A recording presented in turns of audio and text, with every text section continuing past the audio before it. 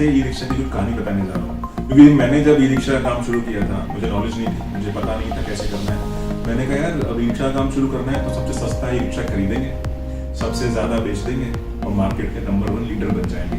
ये सोच के मैंने शुरू कर दिया सर्च।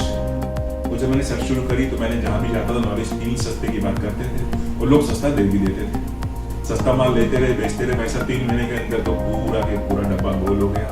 इतनी दिक्कतें आई माल में, क्वालिटी के इतने इश्यूज है, इतनी परेशानी हुई तो सस्ता लग रहा था वो 2 गुने से ज्यादा महंगा पड़ा।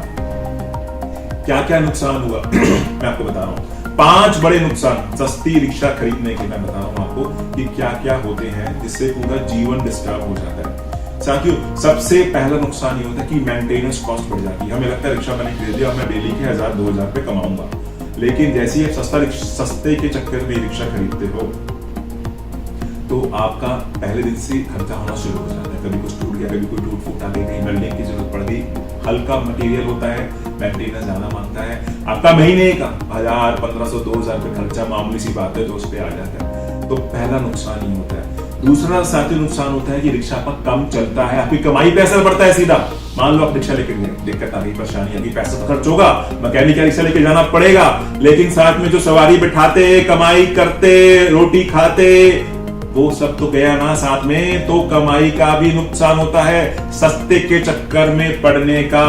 साथियों, तीसरा मैं आपको नुकसान बताने जा रहा हूं। तीसरा नुकसान क्या है कि संतुष्टि नहीं होती। ले तो लेते हैं, वो लगता है भैया मैं तो राजा बन गया, मैं सस्ता रिक्शा लाया हूं, और मुंह ऊपर करके हम रिक्शा चला रहे होते हैं। रिक्शा चालक भाई रिक्शा चला रहा होता है और डीलर भी बड़े खुशी होकर रिक्शा बेच रहे होते हैं, भैया मैं तो सबसे सस्ता रिक्शा बेचता हूँ बाजार में।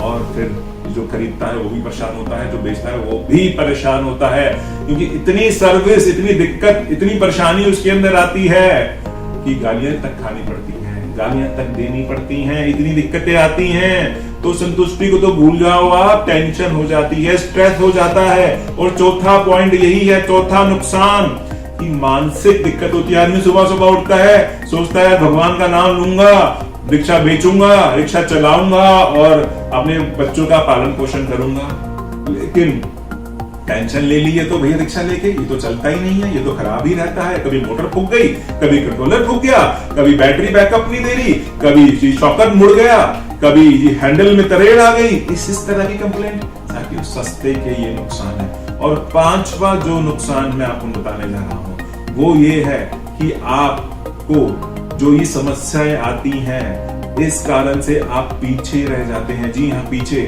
आपने जो सपने देखे थे अपने लिए, अपने परिवार के लिए, वो सपने भी पूरे नहीं हो पाते, और जीवन भर की पूंजी जो आप लगा के ये रिक्शा लेते हैं वो भी टूट जाती है, वो भी खत्म हो जाती है। तो इस दिन के लिए रिक्शा ले रहे हैं क्या कि आज मैं 10-20 हजार सस्ता ढूंढ के रिक्शा ले लूं और सारी पूंजी खत्म कर दूं और बाद में उसे कोड़ी के भाव बेच के फिर नई रिक्शा लूं? साथियों, को समझदारी नहीं है। हमेशा बात करें बढ़िया, मुझे माल चाहिए, मुझे बढ़िया ई रिक्शा दो, जहां भी बेचे बढ़िया ई रिक्शा बेचे। आज तक इतिहास में सिर्फ सस्ता बेच कोई बढ़िया नहीं हुआ, कोई बड़ा नहीं बना, कोई कंपनी बड़ी नहीं बनी। बढ़िया, अच्छा, अच्छी गुणवत्ता वाला माल बेच के ही कोई कंपनी बड़ी हुई है, कोई व्यापारी बड़ा हुआ है। और रिक्शा वाले भी जो पैसा कमा रहे हैं साल का, कोई 40,000 रुपए महीना कमा के साल के 6-6 लाख रुपए लोग कमा रहे हैं। रिक्शा चालक भाई की बात कर रहा हूं, वो बढ़िया रिक्शा चला के ही कमा रहे हैं, बढ़िया रिक्शा, हल्का रिक्शा नहीं। साथियों, मेरे को याद है जब मैं छोटा था तो मैंने एक बार अपने पापा को बोला, पापा मेरे को साइकिल ला के दो, मेरे को साइकिल चलानी है। तो हम साइकिल लेने गए तो दुकानदार भैया ने बोला जी ये साइकिल तो एक 400 की है, एक 800 की, 1000 की है, कौन सी चाहिए? तो मेरे पिताजी ने बोला ऐसा कि 1000 के 1100 ले लो, बढ़िया साइकिल दे दो। तो मैंने बढ़िया साइकिल ले ली और खूब चलाई, कोई परेशानी उसके अंदर नहीं आई। और मेरा एक और दोस्त था और जो अपने पिताजी के साथ गया, उसके पिताजी ने मार्केट में गए, साइकिल दुकान से बोला भैया कितने की है, उन्होंने सब रेट बता दिए। तो भले मेरे को तो भैया सबसे सस्ती वाली चाहिए, सब एक सी तो है, इनमें क्या फर्क है, तो सब एक सी है, सबसे सस्ती वाली दे दो।